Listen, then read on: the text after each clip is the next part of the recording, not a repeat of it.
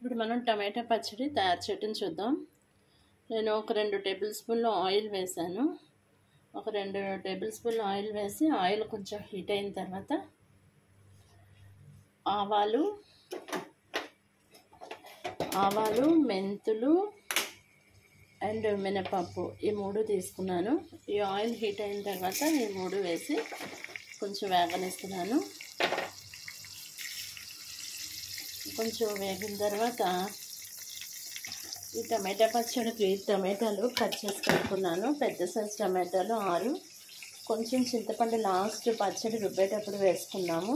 అలానే 10 ఎండుమిర్చి, ఒక 2 పచ్చిమిర్చి వేసుకున్నాను. ఈ పోపు వేడైన తర్వాత కొంచెం లైట్ బ్రౌనిష్ రానిద్దాము. బ్రౌనిష్ వచ్చిన తర్వాత ఇవి ఒక్కొక్కటి వేసుకున్నాము. టమాటాలు, ఎండుమిర్చి అండ్ పచ్చిమిర్చి ఇంకొక 2 వేస్తాను. 2 అయితే కొంచెం తక్కువ అవుతుందేమో. ఇంకొక 2 పచ్చిమిర్చి కూడా తెచ్చి కడిగి పెడతాను. పచ్చిమిర్చి కూడా ఇంకొక 2 తీసుకున్నాను. అంటే ఎండుమిర్చి ఒక 10, పచ్చిమిర్చి ఒక 4, పెద్ద సైజు టమాటాలు 6 తీసుకున్నాను. ఇప్పుడు పోపు సామాను గోల్డెన్ బ్రౌనిష్ వచ్చిన తర్వాత ఈ కట్ చేసి పెట్టుకున్న టమాటాలు వేసేసాను.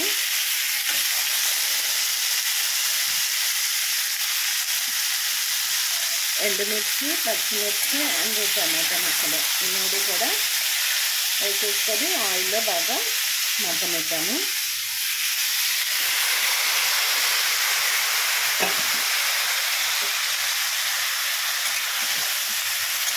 ఆయిల్లో బాగా మగ్గనిచ్చి కొంచెం మగ్గిన తర్వాత మనం సాల్ట్, కొంచెం పసుపు కూడా వేసుకుందాము. కొంచెం బాగా మగ్గిన తర్వాత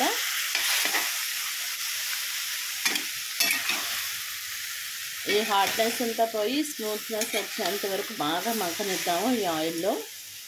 తర్వాత సరిపడేంత సాల్ట్ కూడా వేసుకొని మిక్సీ పట్టేయచ్చు. చల్లారిన తర్వాత కొంచెం చింతపండు కొంచెం తీసుకున్నాను. చింతపండు అలానే సరిపడంత సాల్ట్ వేసుకొని ఇది చల్లారిన తర్వాత బాగా మగ్గిన తర్వాత దీన్ని చల్లారి పెట్టేద్దాం. చల్లారిన తర్వాత మిక్సీ పట్టేస్తే టమాటా పచ్చడి రెడీ అయిపోతుంది.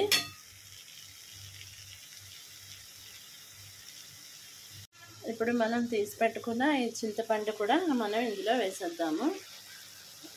కొంచెం చింతపండు కూడా ఇందులో వేసేసి సరిపడంత సాల్ట్ ఇప్పుడు వేస్తే బాగా కలుస్తుంది. సో సరిపడంత సాల్ట్ వేసుకుందాం. కొంచెం సాల్ట్ తక్కువ వేసుకోండి. సరిపోకపోతే మిక్సీ పట్టేటప్పుడు వేసుకోవచ్చు. టేస్ట్ చూసి, ఎక్కువైతే మళ్ళీ ప్రాబ్లము. సో సరిపడంత సాల్ట్ వేసేసి 2 కరివేపాకు రెబ్బలు కూడా వేద్దాము. కరివేపాకు ఉత్తినే వేస్తే పిల్లలు పడేస్తూ ఉంటారు కాబట్టి ఇలాంటి పచ్చళ్ళు అలాంటప్పుడు మనం మిక్సీ పట్టేస్తే బెటరు. ఎందుకంటే వాళ్ళ కళ్ళకి, వాళ్ళ హెయిర్కి కూడా, హెయిర్ గ్రోత్ వీటికి కూడా వాళ్ళకి చాలా కరివేపాకు ఉపయోగం కాబట్టి కరివేపాకు ఒక 2 రెబ్బలు తీసుకొని దీంట్లో వేసేసి దాన్ని కూడా ఇలా ఆయిల్లో మగ్గనిచ్చేద్దాం. ఇప్పుడు ఏం చేద్దామంటే కరివేపాకును కూడా ఒక 4-5 ఆకులు అంటే 2 రెబ్బలు తీసుకున్నాను. బాగా కడిగేసి ఆ కరివేపాకును కూడా వేసేసాను.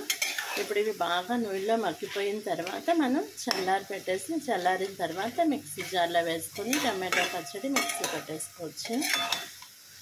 ఇష్టం ఉన్న వాళ్ళు ఇప్పుడు కొంచెం పసుపు కూడా వేసుకోండి. పసుపు యాంటీబయాటిక్ కాబట్టి పచ్చళ్ళల్లోనూ కూరల్లోనూ కూడా కంపల్సరీ పసుపు వేసుకుంటే మంచిది. సో నేను ఒక చిటికెడు పసుపు కూడా వేసాను. సో పసుపు కూడా వేసేసి ఇప్పుడు మళ్ళీ ఒకసారి కలిపేద్దాం. ఇది బాగా మగ్గిన తర్వాత మనం స్టవ్ ఆఫ్ చేసేసి దీన్ని చల్లార్చేద్దాం. చల్లారిన తర్వాత మనం మిక్సీ పట్టేసుకొని టమాటా పచ్చడి రెడీ చేసుకొని ఇడ్లీలోను, దోశలోను తింటే చాలా బాగుంటుంది. వైట్ రైస్లో కూడా కలుపు తినచ్చు. సో అస్తమాను పల్లీ చట్నీ అని ఇలాంటి చట్నీ బదులు నైట్ దోశలు వేసుకునేటప్పుడు ఇలాంటి టమాటో చట్నీ, కొత్తిమీర చట్నీ ఇలాంటివి చేసుకుంటే ఆయిల్ బ్యాలెన్స్ అవుతుంది. సో